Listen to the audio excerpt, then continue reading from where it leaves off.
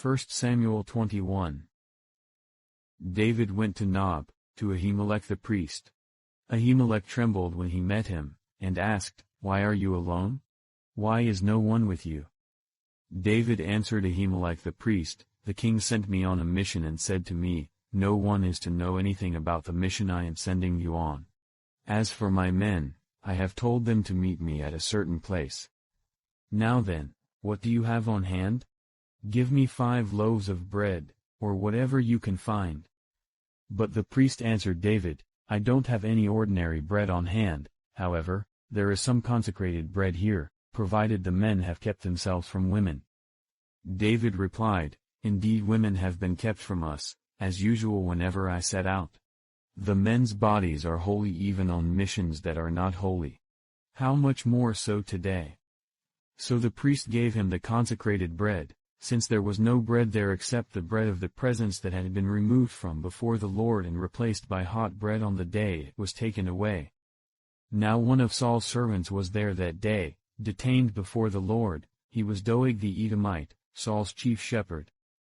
David asked Ahimelech, "Don't you have a spear or a sword here?" "I haven't brought my sword or any other weapon, because the king's mission was urgent." The priest replied, "The sword of Goliath the Philistine, whom you killed in the valley of Elah, is here. It is wrapped in a cloth behind the ephod. If you want it, take it. There is no sword here but that one." David said, "There is none like it, give it to me." That day David fled from Saul and went to Achish king of Gath. But the servants of Achish said to him, "Isn't this David, the king of the land? Isn't he the one they sing about in their dances? Saul has slain his thousands, and David his tens of thousands?" David took these words to heart and was very much afraid of Achish king of Gath. So he pretended to be insane in their presence, and while he was in their hands he acted like a madman, making marks on the doors of the gate and letting saliva run down his beard. Achish said to his servants, "Look at the man. He is insane. Why bring him to me? Am I so short of madmen that you have to bring this fellow here to carry on like this in front of me? Must this man come into my house?"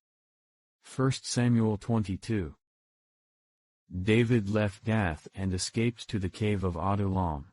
When his brothers and his father's household heard about it, they went down to him there. All those who were in distress or in debt or discontented gathered around him, and he became their commander. About 400 men were with him. From there David went to Mizpah in Moab and said to the king of Moab, "Would you let my father and mother come and stay with you until I learn what God will do for me?" So he left them with the king of Moab, and they stayed with him as long as David was in the stronghold. But the prophet Gad said to David, "Do not stay in the stronghold. Go into the land of Judah." So David left and went to the forest of Hereth. Now Saul heard that David and his men had been discovered. And Saul was seated, spear in hand, under the tamarisk tree on the hill at Gibeah, with all his officials standing at his side. He said to them, "Listen, men of Benjamin. Will the son of Jesse give all of you fields and vineyards? Will he make all of you commanders of thousands and commanders of hundreds? Is that why you have all conspired against me? No one tells me when my son makes a covenant with the son of Jesse. None of you is concerned about me or tells me that my son has incited my servant to lie in wait for me, as he does today." But Doeg the Edomite, who was standing with Saul's officials, said, "I saw the son of Jesse come to Ahimelech son of Ahitub at Nob." Ahimelech inquired of the Lord for him. He also gave him provisions and the sword of Goliath the Philistine. Then the king sent for the priest Ahimelech son of Ahitub and all the men of his family, who were the priests at Nob, and they all came to the king. Saul said, "Listen now, son of Ahitub." "Yes, my lord," he answered. Saul said to him, "Why have you conspired against me, you and the son of Jesse, giving him bread and a sword and inquiring of God for him, so that he has rebelled against me and lies in wait for me, as he does today?" Ahimelech answered the king, "Who of all your servants is as loyal as David, the king's son-in-law, captain of your bodyguard and highly respected in your household? Was that day the first time I inquired of God for him? Of course not. Let not the king accuse your servant or any of his father's family, for your servant knows nothing at all about this whole affair. But the king said, You will surely die, Ahimelech, you and your whole family. Then the king ordered the guards at his side, Turn and kill the priests of the Lord, because they too have sided with David. They knew he was fleeing, yet they did not tell me. But the king's officials were unwilling to raise a hand to strike the priests of the Lord. The king then ordered Doeg, You turn and strike down the priests. So Doeg the Edomite turned and struck them down. That day he killed 85 men who wore the linen ephod. He also put to the sword Nob, the town of the priests, with its men and women, its children and infants, and its cattle, donkeys and sheep. But one son of Ahimelech son of Ahitub, named Abiathar, escaped and fled to join David. He told David that Saul had killed the priests of the Lord. Then David said to Abiathar, That day, when Doeg the Edomite was there, I knew he would be sure to tell Saul. I am responsible for the death of your whole family. Stay with me, don't be afraid. The man who wants to kill you is trying to kill me too. You will be safe with me. 1 Samuel 23. When David was told, Look, the Philistines are fighting against Keilah and are looting the threshing floors, he inquired of the Lord, saying, Shall I go and attack these Philistines? The Lord answered him, Go, attack the Philistines and save Keilah. But David's men said to him, Here in Judah we are afraid. How much more, then, if we go to Keilah against the Philistine forces?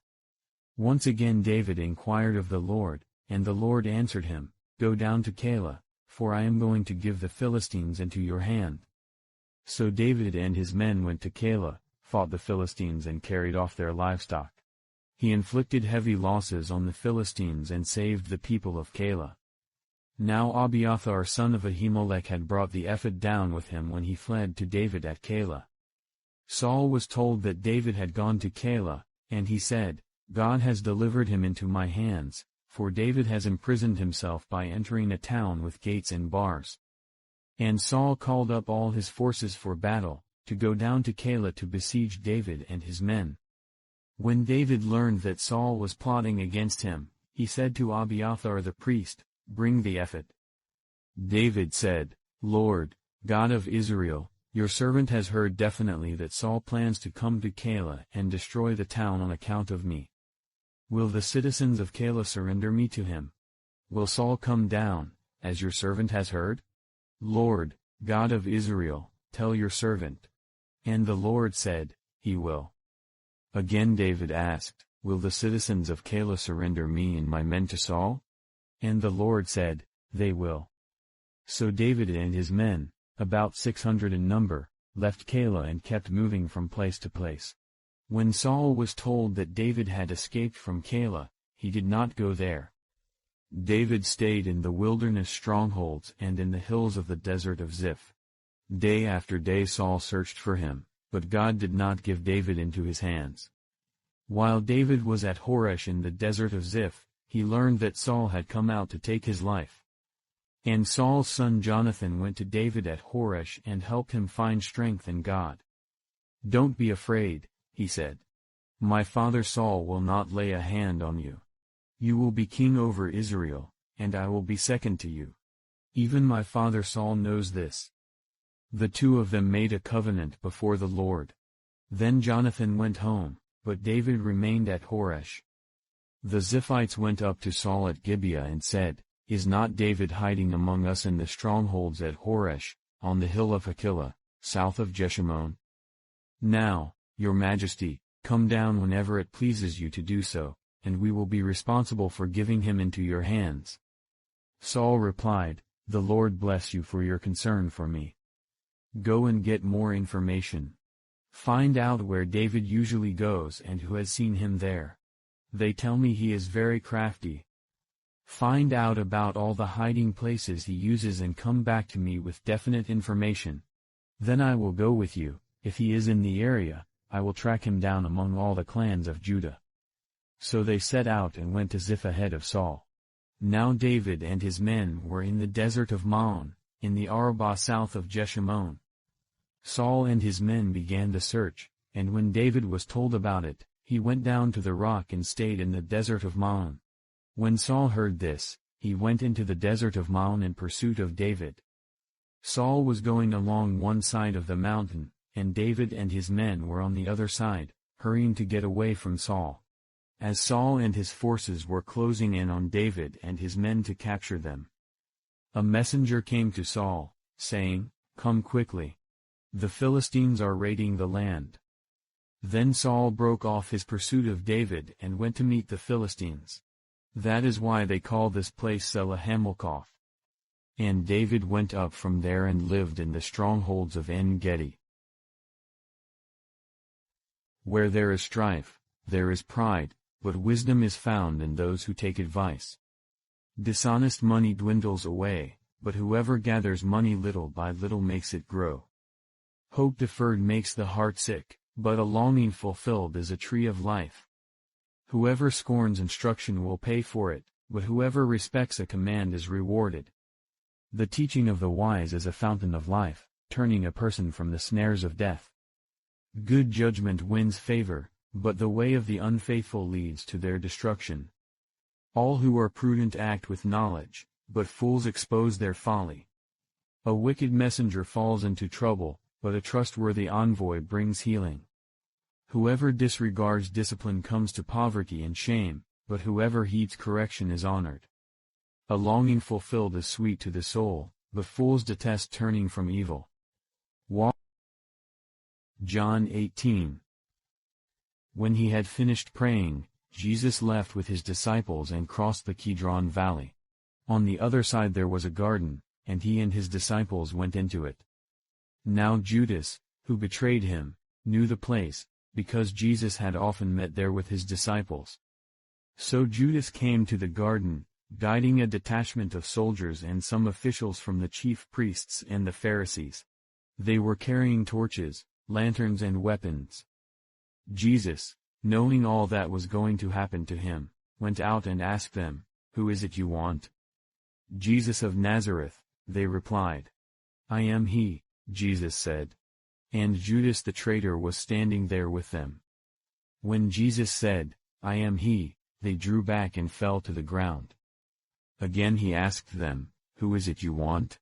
"Jesus of Nazareth," they said. Jesus answered, "I told you that I am he. If you are looking for me, then let these men go." This happened so that the words he had spoken would be fulfilled, "I have not lost one of those you gave me." Then Simon Peter, who had a sword, drew it and struck the high priest's servant, cutting off his right ear. The servant's name was Malchus. Jesus commanded Peter, "Put your sword away. Shall I not drink the cup the Father has given me?"